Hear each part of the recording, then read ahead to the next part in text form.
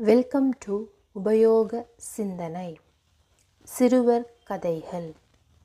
இந்த கதையின் தலைப்பு குட்டி ஆடு. வீடியோவை ஸ்கிப் பண்ணாமல் கடைசி வரைக்கும் பாருங்கள். கதை இன்ட்ரெஸ்டிங்காக இருக்கும், கேளுங்க. பச்சை பசேலென்று செழித்து வளர்ந்த புல்வெளியில் புல் மேய்ந்து கொண்டிருந்தது ஒரு கொலு கொலு குட்டி ஆடு. பெற்றோரை பிரிந்து தனியாக வந்திருந்தது.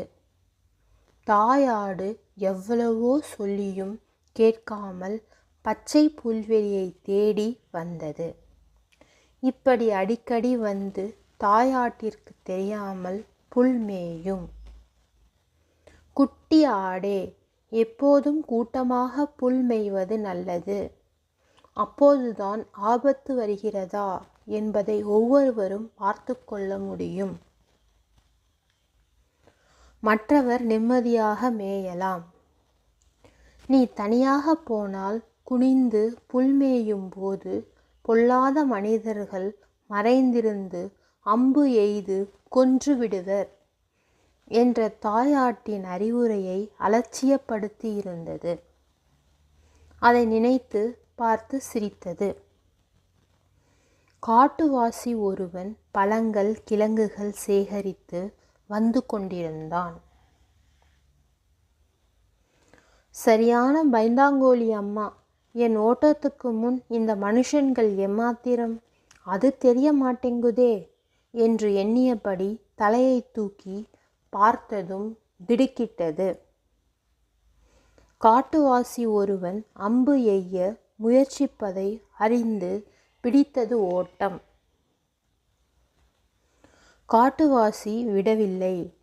துரத்து துரத்து என்று துரத்தினான்.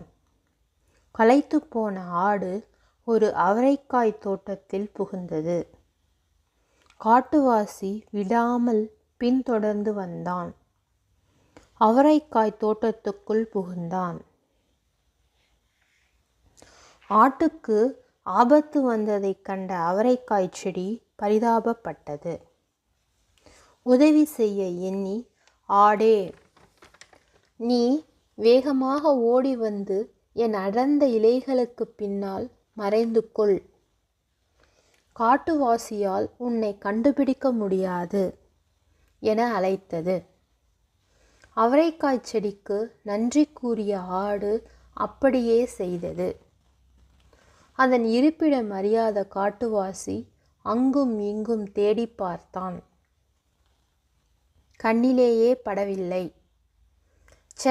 கிட்ட வந்து விட்டுட்டோமே, தந்திரமாக தப்பிச்சிடுச்சே என்று நினைத்து சற்று ஓய்வெடுக்க அங்கிருந்த பெரிய கல்லின் மீது அமர்ந்தான். மறைந்திருந்த ஆட்டுக்கு அவன் கல்லின் மீது அமர்ந்தது தெரியாது.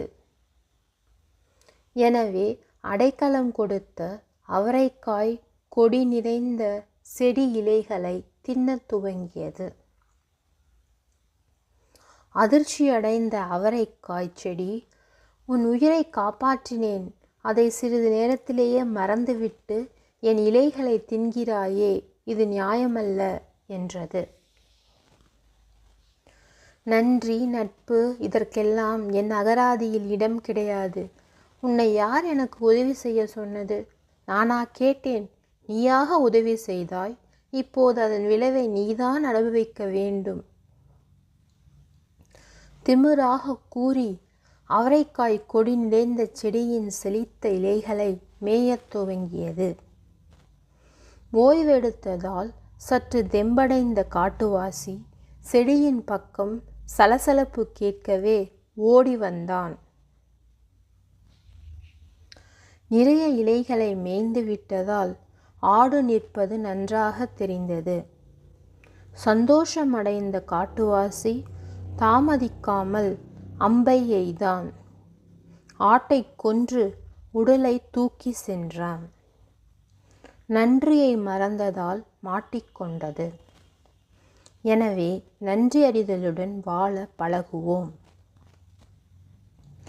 ஆடு நன்றியை மறக்காமல் இருந்திருந்தால் அவரைக்காய் செடி இலைகள் நடுவில் நின்று தன் உயிரை காப்பாற்றியிருந்திருக்கும். நன்றி கெட்டத்தனமாக இருந்ததால் ஆபத்தை தானே தேடிக்கொண்டது. தீயவர்கள் வாழ்ந்ததாக சரித்திரமில்லை, அதேபோல் நல்லவர்கள் கெட்டதாக சரித்திரமில்லை. முடிவுற்றது. சரிங்களா? இந்த கதை உங்களுக்கு புரிந்திருக்கும் என்று நினைக்கிறேன். இந்த கதை உபயோகமாக இருந்தால் லைக் பண்ணுங்கள், ஃபேமிலி அண்ட் ஃப்ரெண்ட்ஸுடன் ஷேர் பண்ணுங்கள், மறக்காமல் சப்ஸ்கிரைப் பண்ணுங்கள். அடுத்து வரும் எமது கதைகளையும் பார்த்து மகிழுங்கள். நன்றி. சுபம்.